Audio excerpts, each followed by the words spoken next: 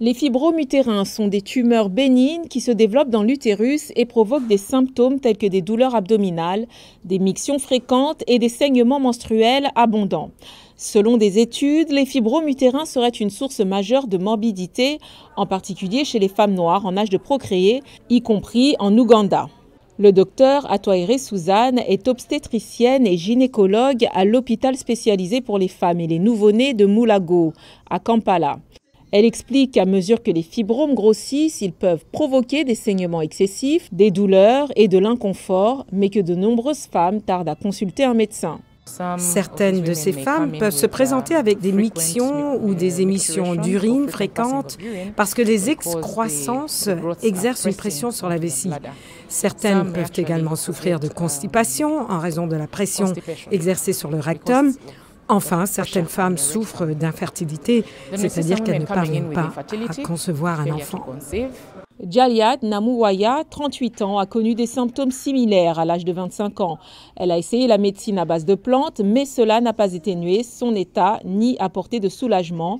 Namuwaya a alors décidé de se faire soigner à l'hôpital.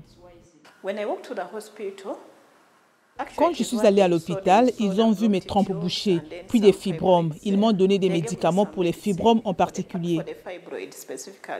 Jalia dit que sur les conseils des médecins, elle a subi une intervention chirurgicale suivie d'injections hormonales pendant une période allant jusqu'à 6 mois. Cela a arrêté les saignements pendant un certain temps, mais au début de 2023, la douleur et les saignements sont revenus, la plongeant dans la panique. Qu'est-ce que ça peut bien être? Pourquoi la douleur revient-elle? Pourquoi je ne tombe pas enceinte?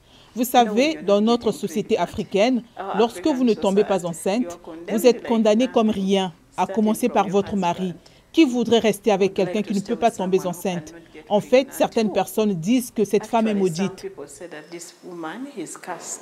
Le docteur Atwaere souligne que bien que des traitements peu invasifs soient disponibles pour traiter certains fibromes utérins, la plupart des femmes craignent l'intervention chirurgicale et évitent de se rendre à l'hôpital. Tous les fibromes ne doivent pas être enlevés chirurgicalement. Il y en a certains que l'on peut observer. S'ils ne vous posent pas de problème, vous pouvez vivre avec. Le docteur Atwaere explique que d'autres traitements sont disponibles, notamment les ultrasons à haute fréquence pour dissoudre les fibromes et l'embolisation de l'artère utérine pour bloquer les vaisseaux sanguins de l'utérus. Le professeur Anne-Béatrice Kiara est président de la Fédération internationale de gynécologie et d'obstétrique en Afrique.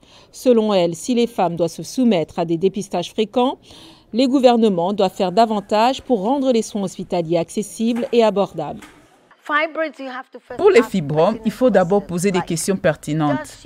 Veut-elle conserver sa fertilité ou a-t-elle terminé sa reproduction? Et si elle a des saignements très importants, quelle serait la prise en charge prioritaire? Faut-il retirer l'utérus? Devrions-nous retirer les excroissances? Devrions-nous utiliser des méthodes de planification familiale permettant de vérifier l'importance des saignements d'une personne? Tout cela nous ramène donc à la question de savoir quelle est la couverture de l'assurance et combien une femme doit-elle débourser de sa poche. Selon les experts, en raison du coût financier élevé associé au traitement des fibromes utérins et de la pression sociale pour donner naissance, Jaliat et beaucoup d'autres femmes ougandaises continuent de souffrir de fibromes utérins.